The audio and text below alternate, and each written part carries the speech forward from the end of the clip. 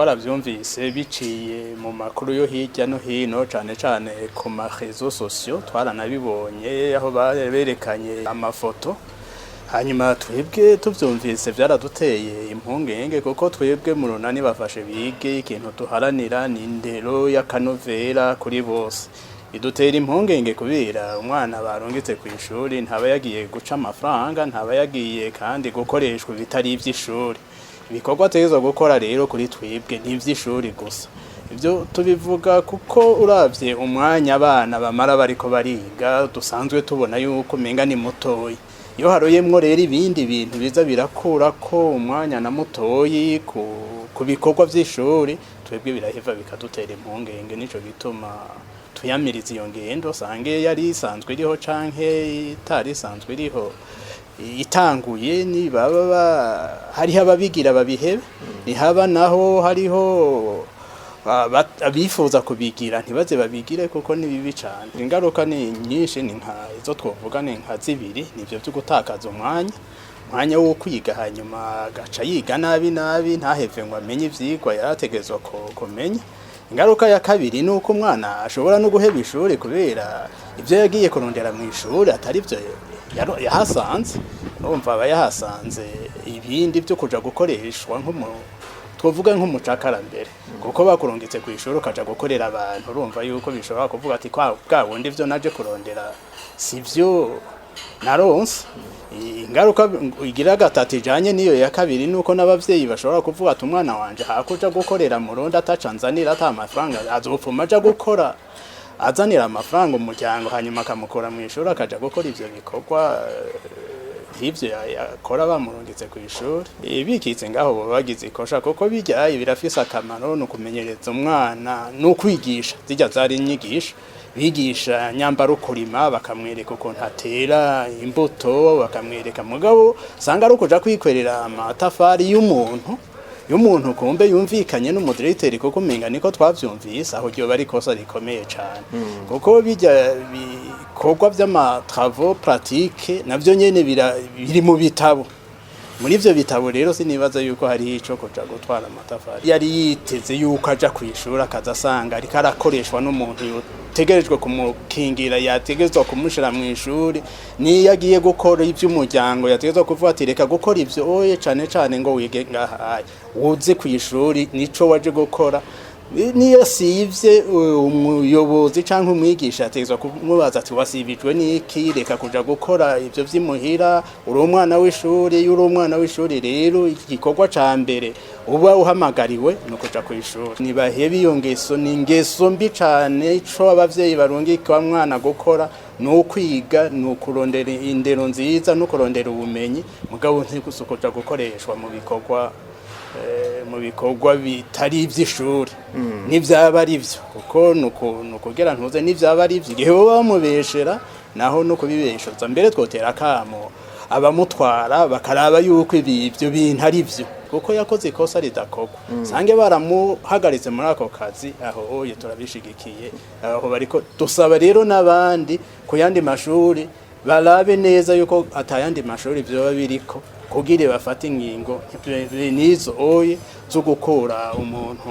adakurikiza ivyo yategezwa gukurikiza kumwitwarira ku rwego rwo hejuru bakamufatira ibihano mu butungane byo sinobambesha sinzi yuko babihana mugabo nibaza yuko amategeko yoba bitegekanya gukoresha umuntu utamuhemba kandi mu bijanye n'ivyo atari karakora urumva yuko navyo nyene bishobora guhanwa n'amategeko akamo twatera ni nkako baja baragize no kuhana abo bose bitwaza ibibanza barimwo bagaca bashaka gukoresha abandi mu byo badategezwa gukora aho bari hose.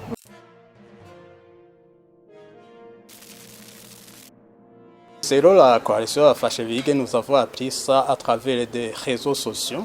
qu'il y aurait un directeur qui a conduit ses élèves à porter des briques pour une personne tierce. Si c'est dans le cas, en fait, nous condamnons fermement cet acte parce que nous, pour la coalition Afashe Bige, nous prenons pour une éducation équitable, inclusive et de qualité, et surtout l'accès de l'éducation à tout le monde. Alors, si en fait un directeur se permet d'envoyer les élèves pour faire d'autres travaux qui sont en dehors de l'école et qui ne profitent pas de l'école, vraiment ça serait une erreur qui devrait être punie, non seulement par la loi, mais aussi au niveau administratif. Les conséquences sont à deux niveaux. D'abord, justement, pour l'élève, on sait que déjà le temps scolaire, le temps d'apprentissage est déjà petit, parce qu'en fait, avoir comment en fait on peut achever les programmes. Dans ce cas, les programmes, plutôt la qualité de l'éducation va en subir des effets. Parce qu'en fait, le temps d'apprentissage n'est pas en fait satisfaisant. Oui, non seulement ça, l'enfant peut être dégoûté par l'école et pouvoir abandonner l'école parce qu'en fait, il est utilisé à d'autres choses qu'il n'a pas en fait, qui ne va pas avec l'école. Peut-être ça, mais dans ce cas, en fait, le cours de TPA, ce sont des travaux pratiques. Agricole, et d'ailleurs, c'est ce qu'on fait. Est-ce que c'était des travaux pratiques agricoles? Porter des briques, ce sont des travaux pratiques agricoles? Non, je crois que c'est non. Sinon, en fait, même dans les travaux pratiques, en fait, ça se trouve dans le programme. Est-ce que porter les briques se trouve dans le programme des enfants qui sont à l'école? Je crois que non. Ce sont des travaux pratiques parce qu'ils apprennent en classe des théories. Et il faut qu'ils sortent de l'école pour pratiquer, c'est-à-dire pour voir comment on peut prendre une bouteille, comment le suivre, comment ça grandit, comment il faut s'arrêter, comment il faut récolter, et ainsi de suite. C'est-à-dire qu'on fait des pratiques et des théories qu'on a vues en classe, mais non pour transporter les briques. Nous lançons un appel pour ça aux responsables scolaires, surtout aux DCE, aux DPE, de faire en fait le suivi de tels cas pour que les directeurs n'abusent pas les pouvoirs en utilisant des enfants pour des faits, en fait, pour ses propres intérêts. Oui, nous lançons aussi à l'administration territoriale, c'est-à-dire l'administration communale et provinciale, aussi de faire le suivi, parce que c'est eux qui sont sur le terrain, de voir en fait s'il n'y a pas d'autres habits dans d'autres écoles. Justement, je faisais d'apprendre qu'il y a une mesure, je ne sais pas si c'est une suspension ou c'est une révocation,